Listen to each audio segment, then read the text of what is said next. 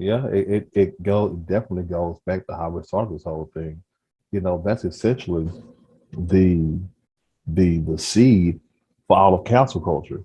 Oh, I didn't like the way you made me feel, so you need to be canceled. There is no forethought put into, okay, you do understand that if we apply that across the board, that means you can be canceled when you say something that someone else doesn't like. But they never see that. The world has become such a, well, I won't say the world. I won't say the world. I'll say the loud voices are mainly on the liberal side, whereas the other side are very quiet. Um, I made the point in my previous podcast. I made the point of saying that when one side gets pissed off, they like to go up, tear things up, burn stuff down. When the other side gets upset, they get mad, say their piece, and work to change it on a legal and political level. Mm-hmm. Though there's such a contrast there. And you've heard the phrase, all it takes for evil to succeed is for good men to do nothing. I I my have not heard that phrase, but Really, yes, it's a I very mean, old phrase. And all it takes for evil to triumph is for good men to do nothing. I mean, that really does make you sound like an older person. Well, So I well can see it. done. So, and I know that I myself had fallen into that where I wouldn't say anything. I'm like, oh, that's somebody else's problem.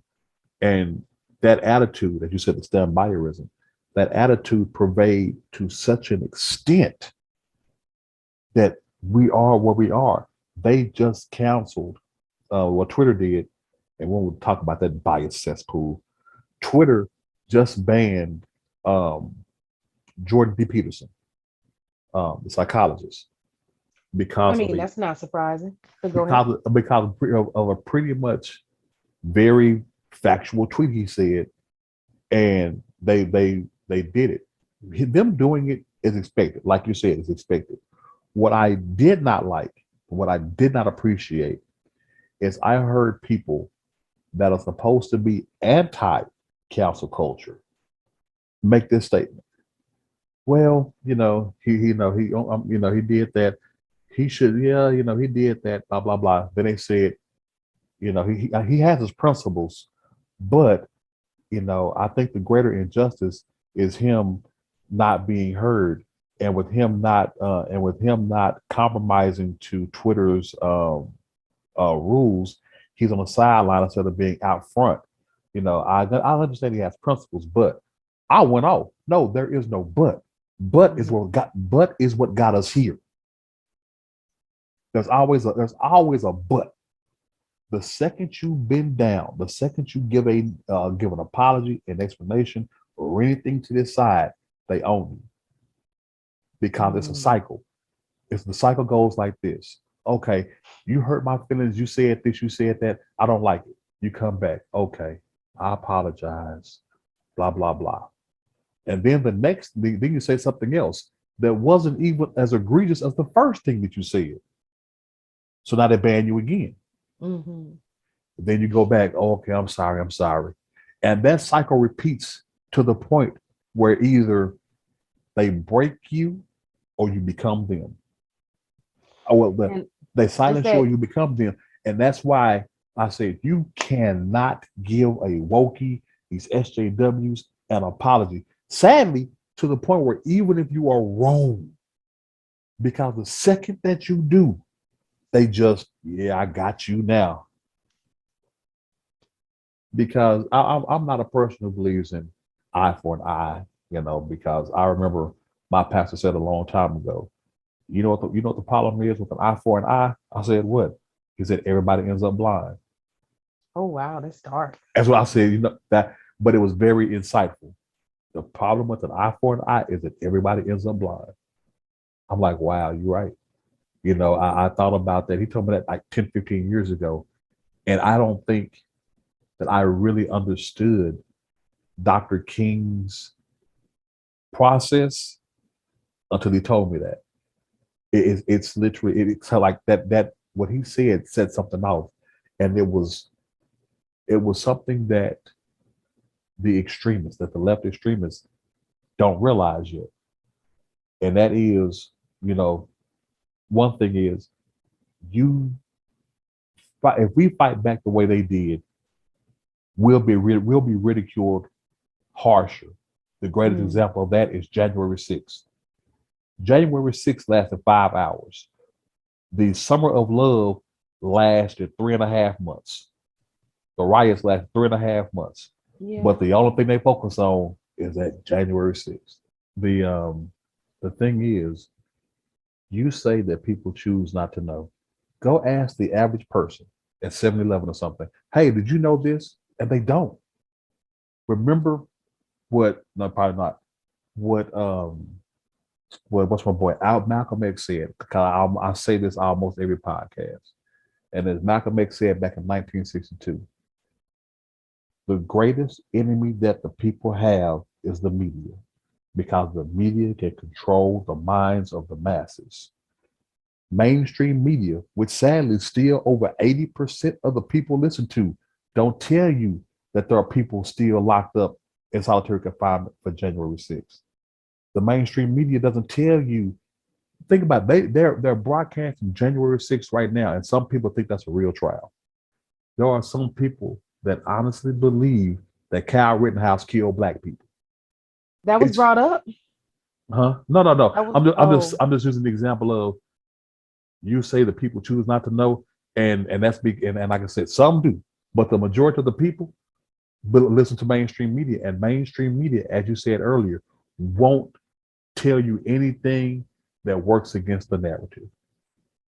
They tell you that right now in the January 6th trial, they talk about all the lives that were lost on January 6th.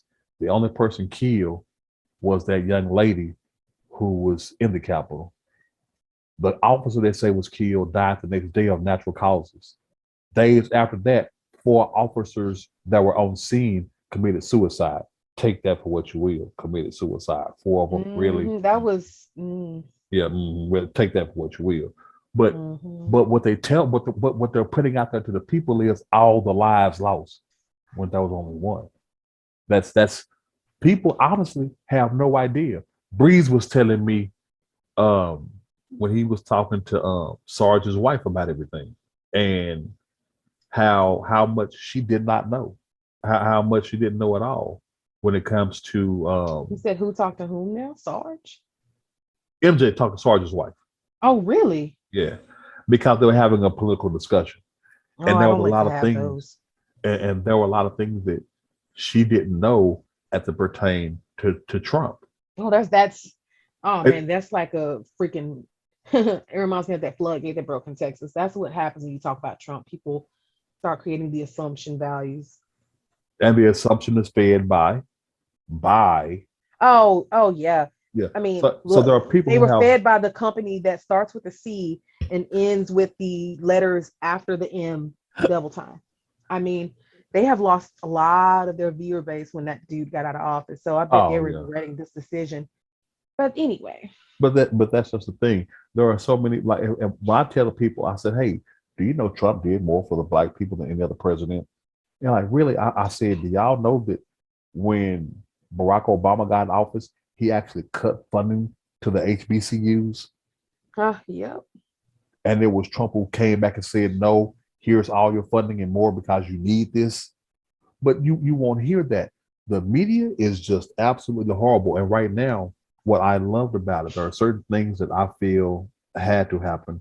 And you being a woman of faith and a believer, you believe in the same way, listening to you talk over time. And that is that God will allow certain things to happen to expose the snakes. You Oh yeah, know, not 100%. And a lot of people won't see this as any level of truth or believe this or think about it thoughtfully. mm-hmm. But the reality is, we did need to lose when they allegedly made choices with electronic filings in certain states. There was a reason why we had to lose, and that was because people wouldn't have woke up. It people wouldn't have woke up. They wouldn't have decided to see the damage, and people wouldn't have learned how powerful their individual states are, how powerful they were, and that their voices do matter. In the end, voting matters, your voice matters.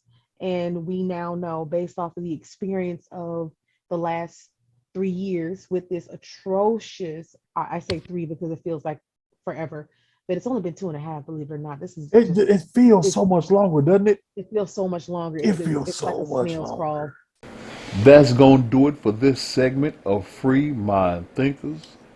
If you like what you heard, don't forget to hit that like button. If you want to hear more of it, go ahead, hit the subscribe while you're at it. And please feel free to comment on anything that you hear.